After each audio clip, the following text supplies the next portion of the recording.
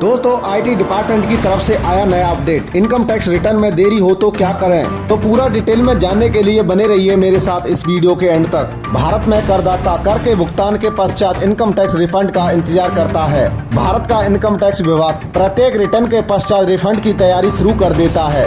Indian revenue service यानी IRS के norms के मुताबिक लगभग 21 वर्किंग दिनों के भीतर करदाता को उनका इनकम टैक्स रिफंड इशू कर दिया जाता है। यदि आपको अब तक आपका इनकम टैक्स रिफंड प्राप्त नहीं हुआ है तो इसके लिए करें क्या।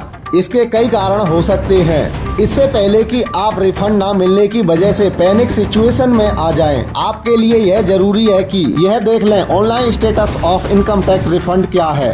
अपने रिफंड का स्टेटस जानने के लिए आप इंडियन रेवेन्यू सर्विस की हॉटलाइन पर कॉल भी कर सकते हैं। वहीं आमतौर पर रिटर्न फाइल करते समय करदाता जानकारी गलत भर देते हैं, जिससे इंडियन रेवेन्यू सिस्टम इन्हें एरर घोषित कर देता है। इन सभी एरर की वजह से रिफंड का प्रोसेस स्लो हो जाता है। ऐसे में सबसे पहले इंडियन रेवेन्यू सिस्टम आपके रिटर्न के फॉर्म में एरर ढूंढता है। एक बार यह एरर मिल जाए तो इंडियन रेवेन्यू सिस्टम के एम्प्लॉय इन सभी चीजों को पर्सनली देखते हैं और गलतियां ढूंढते हैं। गलती मिल जाने के पश्चात रिफंड की प्रक्रिया पूरी की जाती है, जिसमें कई बार अधिक दिन लगते हैं। कई बार इनकम टैक्स भरते समय करदाता धोखाधड़ी का भी शिकार हो जाते हैं। आमतौर पर ऐसा देखा गया है कि करदाता का सिक्योरिटी नंबर इस्तेमाल कर डायरेक्ट डिपॉजिट इंफॉर्मेशन को बदल दिया जाता है, जिससे आप कर के भुगतान के दौरान फ्रॉड का शिकार भी हो जाते हैं। यदि ऐसी कोई स्थिति हो तो रिफंड होने में देरी हो सकती है, क्योंकि पहले फ्रॉड का कारण इंडियन रेवेन्यू सिस्टम द्वारा ढूंढा जाता है।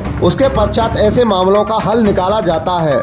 कई बार ऐसा होता है कि करदाता ज्वाइंट टैक्स रिटर्न फाइल कर देते हैं। ऐसे में आपके पार्टनर रिफंड तो आ जाता है, परंतु आपका रिफंड इस मामले में अटक सकता है। ऐसे मामलों में आपके लिए जरूरी है कि फॉर्म 8379 फाइल करें। आमतौर पर इस प्रक्रिया में 60 से 90 दिन रिफंड में लगते हैं। कई बार इनकम टैक्स भरते समय ऐसी सिचुएशन आ जाती है कि आय करदाता का जीवन साथी रिटर्न भरने के योग्य होता है, परंतु इनकम टैक्स फाइलिंग के रिफंड के पहले किसी कारणवश उसकी मृत्यु हो गई। ऐसे केसेस में यह जरूरी है कि करदाता Indian revenue service form 1310 office में जमा कर दे, जिससे कि मृत व्यक्ति के रिफंड में देरी ना हो।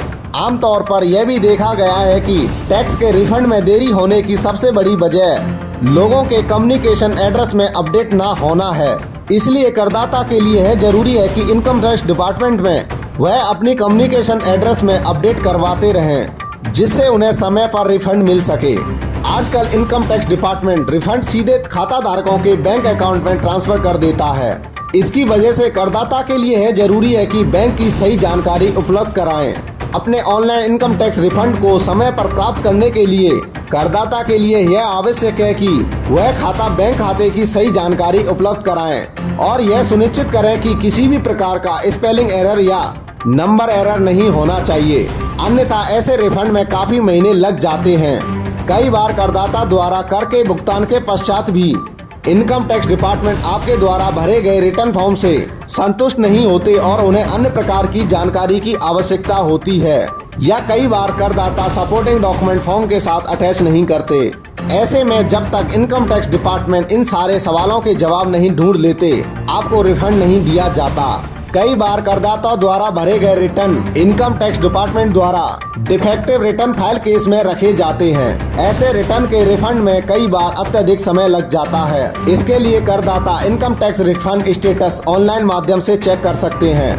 दोस्तों, इनकम टैक्स डिपार्टमेंट की तरफ से आई यह महत्वपूर्ण जानकारी आपको कैसी लगी, हमें कमेंट बॉक्स में कमेंट करके जरूर बताना, जिससे कि हम आपके लिए ऐसी और भी जानकारी हमेशा लाते रहेंगे। धन्यवाद।